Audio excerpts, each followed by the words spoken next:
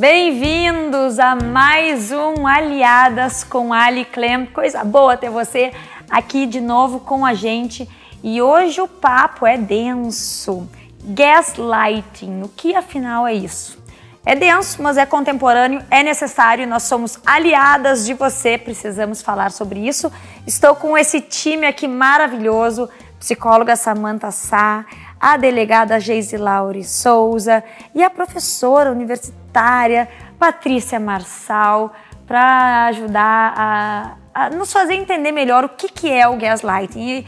E aí, Samantha, vou passar direto para ti, porque afinal de contas, o que afinal é o gaslighting, do que tanto se fala, como é que se configura essa situação? Na verdade, o termo, né, o nome, só vem para algo que acontece desde sempre, principalmente nas relações amorosas, mas não só. Né? Claro, o termo teve origem num filme da década de 40, que na verdade foi uma peça da final da década de 30, que é A Meia Luz. Né? A gente entende o termo como manipulação, mas eu acho a questão da meia luz bem interessante, porque é um tipo de manipulação, um tipo de violência que se dá de maneira sutil, né? Aos pouquinhos, assim, de maneira sorrateira, vamos dizer, né? E muito comum nas relações amorosas, né? Eu costumo dizer que existe um perfil, se a gente for pensar, da vítima, né? Claro que um perfil não é uma generalização, porque sempre, né, em toda generalização a gente comete erros, mas de maneira geral, tanto da vítima quanto do agressor, né, do gaslighter. E na nossa sociedade, por toda uma questão, né, por todo o machismo, enfim, a tendência é que se dê contra mulheres, normalmente, não que mulheres não possam ser também, né, as agressoras nesse caso, mas como se dá, né? Uma manipulação psicológica, é uma violência psicológica em que a pessoa, né, como é que essa manipulação se dá, né? E aí me lembra muito de um psicanalista que eu gosto muito, que é o Ferenczi, que fala no desmentido, ou seja, tu não valida o sentimento do outro, a opinião do outro, né? Tu desmente aquilo que a pessoa está sentindo. Então, isso pode se dar de maneira sutil no dia a dia, como eu disse, né, tá na relação e tu chega pro teu companheiro ou pro teu parceiro, parceira, e diz, não, mas tu me disseste tal coisa, não. Tu entendeu mal, como sempre. Né? E a pessoa vai sendo manipulada de forma a questionar os seus próprios atos, suas próprias razões. E a sua própria sanidade daqui a pouco, né? Eu que tô louca, porque também é um termo muito comum, né? Tu tá louca. Não, tu faz sempre esse tipo de situação. Nós estávamos bem e agora isso se torna algo desagradável. É que é muito interessante porque isso é uma violência, então. Eu acho que as pessoas têm dificuldade em perceber que não é apenas uma questão de dinâmica de relacionamento. Ao fazer isso tem que ser consciente para ser considerado uma violência?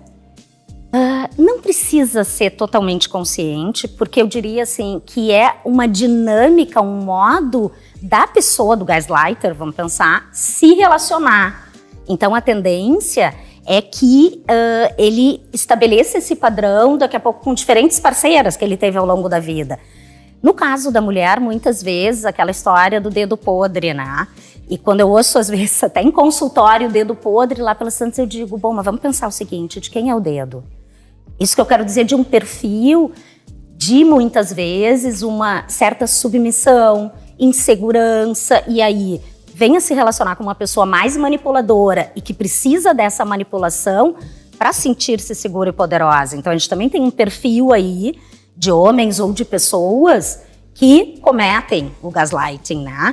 E aí essa mulher começa desde uma questão de baixa autoestima, e aí entra bem no padrão da violência doméstica contra a mulher, que a gente, né, pensando, no sentido de que ela começa a se afastar das pessoas, né, mesmo da família, porque se sente envergonhada, né, e aí com esse isolamento ela começa a questionar muitas vezes as próprias capacidades, pode vir a desenvolver sintomas de ansiedade, depressão e até mesmo chegar ao suicídio. Nossa, pois é aí que eu ia perguntar, porque o gaslighting em si, qual é o risco dele acontecer? E ele pode, como tu mencionaste, ter um desfecho trágico, Por um lado e também por outro, né, Geise? Porque ele pode servir, esse tipo de ação, ele serve também como um indício de um comportamento que pode levar a crimes. Exatamente. Na verdade, é importante que se fale, né, nessa relação, porque a violência contra a mulher, ela sempre começa desta forma muito silenciosa.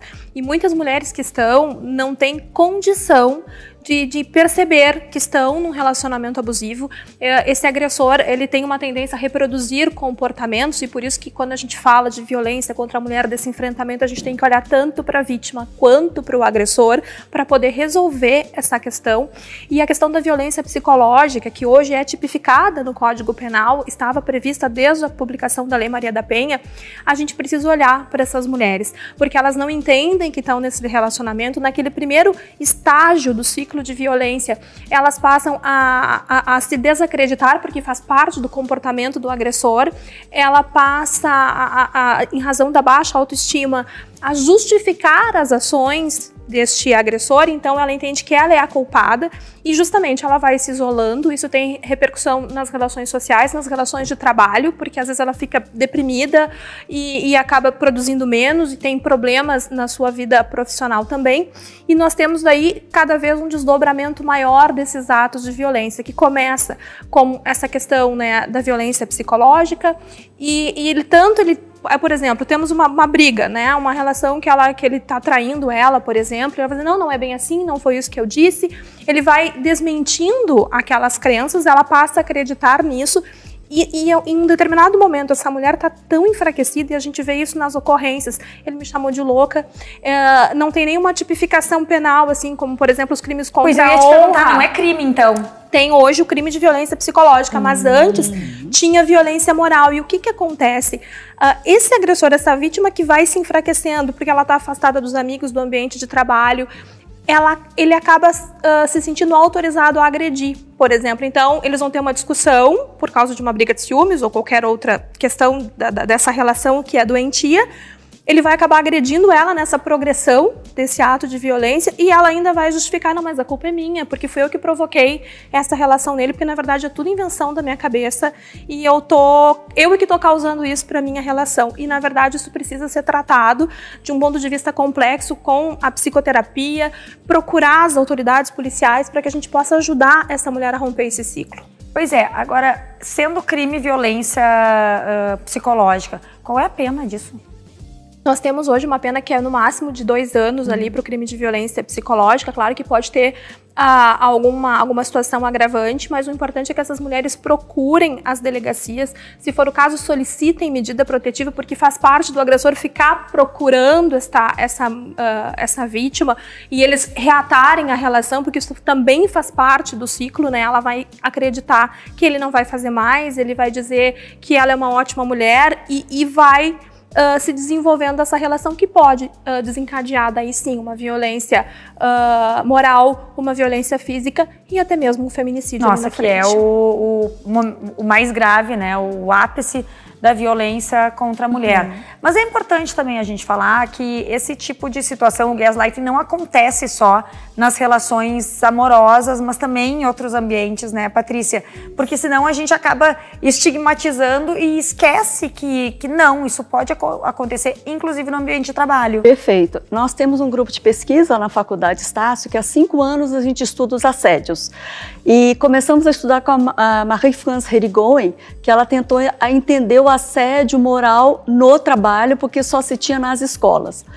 Então, de repente, eu pensei, por que a gente não pode estudar o gaslight no trabalho? Porque a gente vê muito nas relações privadas, né?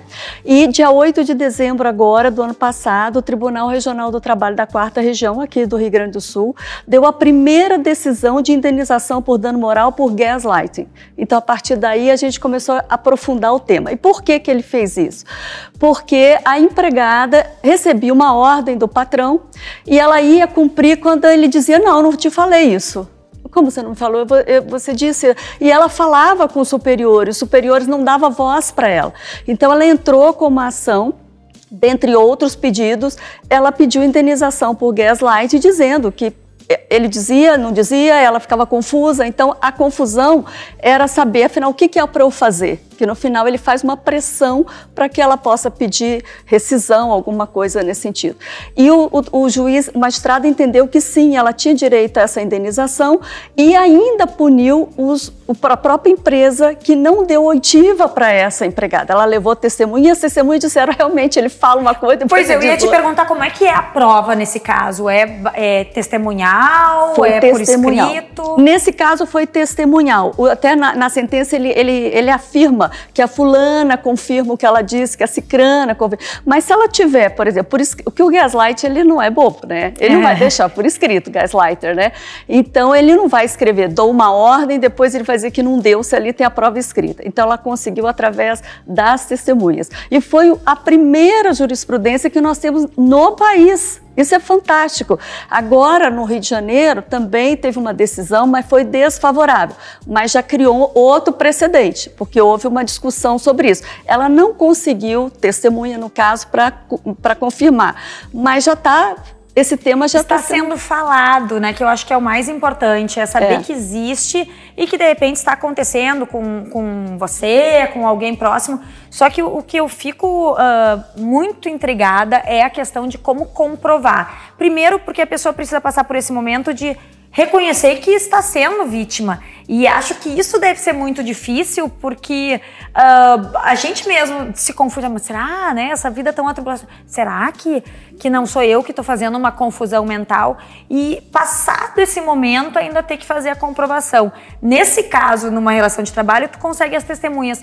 Mas e aí, numa relação privada, como é que faz? Se ele não deixa por escrito, como tu mencionou, porque senão ali já vem a contraprova, né? Não, eu vi, tô aqui. E isso me fez pensar, não sei se vocês assistiram na série Made, né, o quanto, e aí tu deve saber muito melhor do que eu, né, mas assim, o quanto não se considera a violência psicológica uma violência, e o quanto é desmerecido pela sociedade, pela família. Parece que tu tem que ter aquela história, a marca física, né, e como tu bem colocaste, não existe violência sem violência psicológica. Ela inicia por aí, muitas vezes enfraquecendo a pessoa, a vítima, enfim, né? E que a tendência é que essa violência vá aumentando em intensidade e frequência, e muitas vezes chegando à violência física. E penso, né? No meu doutorado eu estudei justamente as características de personalidade das mulheres vítimas de violência, né? E eu via o quê? Que há uma tendência, não sei se mantém, já faz um tempinho, mas assim, da primeira denúncia ser feita após de uma média de 10 anos sofrendo violência física. Quando já tá quase no limite. Ou quando começa a atingir fisicamente também os filhos. Enquanto é só com a mãe, é como se assim, ela segura. Quando a violência física se dá com os filhos, eu vi muitas mulheres buscando, então, para proteger os filhos, o que já mostra o quanto ela também não conseguia, já não tinha essa condição emocional de autoproteção. É esse período justamente dos 10 anos que as crianças vão crescendo e aquela violência que é direcionada à mulher, ela se direciona às crianças. Então, porque a gente vive numa sociedade que tolera a violência contra a mulher, agora se fala sobre violência psicológica, mas a gente não tolera a violência contra as crianças, contra os animais, contra os idosos, não tem que tolerar mesmo, mas a gente tem que passar a olhar, né, para esse problema no início, para que a gente possa evitar os desdobramentos mais graves. Nós ali, por exemplo, nas delegacias de polícia, há uma orientação de que as próprias consultas com psicólogos possam nos ajudar a construir essa prova, porque temos que levar isso, né, de forma que a gente consiga efetivamente condenar esse agressor, mas nos casos mais graves a gente pode pedir perícia, e o que seria caracterizado penalmente, né, como uma violência psicológica pode ser até uma lesão corporal, em razão do dano que vai causar à saúde mental dessa mulher. Ah, pode ser uma lesão corporal em função... Não, uma lesão em razão do dano mental da saúde mental, porque isso pode ser... E isso junto com os peritos, com os psicólogos, a gente consegue construir essa prova, porque às vezes essa mulher fica tão abalada que a gente precisa demonstrar e há formas, né? Por isso que é importante que as vítimas tenham coragem de denunciar, porque procurando, a gente encaminhando para o acolhimento, a gente vai conseguir sim provar que ela está sofrendo. Só uma coisa, na minha pesquisa, por exemplo, só para deixar claro também, claro que a gente sabe que o gaslight no âmbito privado é mais sobre a mulher, mas no âmbito do trabalho, nós fizemos pesquisa, também tem em relação aos homens, né? Para que a gente não fique, pelo menos no âmbito do trabalho, não seja só acontece contra a mulher, não, acontece também. Com certeza. A maior parte, a gente tem feito a pesquisa empírica, é contra a mulher, mas nós já temos dados que também têm acometido contra os homens. Dá para dizer, juntando essas informações que vocês passaram, que a vítima do gaslighting, ela naturalmente é quem na relação, seja ela privada ou de emprego, aquela parte mais vulnerável e submissa? Porque numa relação de emprego acaba sendo, claro, o empregado, né? Vertical. E numa relação a dois também, provavelmente aquela pessoa que é a ponta mais fraca psicológica, emocionalmente falando. O gaslighter, ele não é bobo, né? Ele vai pegar a pessoa que for mais frágil, né? Ele vai atrás, ele sabe quem ele vai manipular. Pois agora como em geral, essa percepção do gaslighting vem da própria pessoa, da própria vítima ou de alguém próximo? Alguém próximo, na maioria dos casos, é importante que tenha alguém que diga, ou essa vítima vai nos procurar, do ponto de vista de segurança, né? Quando ela já sofreu uma lesão física. Mas aí quando já tá avançado. Quando já tá avançado, mas geralmente, assim, é alguma amiga, algum familiar que nota que ela tá com algum problema, que ela tá se afastando, e a partir daí ela começa a entender. E às vezes leva muito tempo pra isso. Esse é o problema. Das coisas... Até pela questão do isolamento da vítima, né? Então a tendência, e muitas vezes, e aí vem a manipulação do agressor também, que é dizer, essa amiga não serve, ela só bota coisas erradas na tua cabeça. Na tua cabeça, exatamente. Ela tá te colocando contra mim, né? Então, e aí ela padece de um mecanismo de defesa que se chama negação. Ele tem razão, né? Porque ele me ama. Né? Claro que no trabalho, um pouquinho diferente, mas claro, há essa questão de poder e muitas vezes, que aí dependência e até financeira no trabalho, penso eu, na relação doméstica, né? ou amorosa, passa tanto pela dependência emocional, como também muitas vezes financeira, porque quantas mulheres já vi que deixaram de trabalhar, né? Porque, não, o marido, né? Então vira um acordo entre os dois, mas ela esquece. É uma relação de codependência, né? Alguém que quer se fortalecer, alguém que é dependente emocionalmente daquele. Um dado muito interessante é que essas vítimas acabam adoecendo. Quem é que paga a conta? É o contribuinte, porque acabam se aposentando por invalidez. Então nós estamos, de uma certa forma, nutrindo um sistema que está doente. Na verdade, essa informação ela é muito relevante porque acaba sendo um problema de saúde pública. Exatamente, né? Perfeito. E respinga em todo mundo. E mais do que isso, até assim, a gente pensar como as palavras têm poder e como as pessoas que as falam têm responsabilidade. Porque eu até fico imaginando que, salvo nos casos em que envereda para uma violência mais séria, muitas vezes talvez o próprio agressor não tenha noção do que ele está fazendo, né?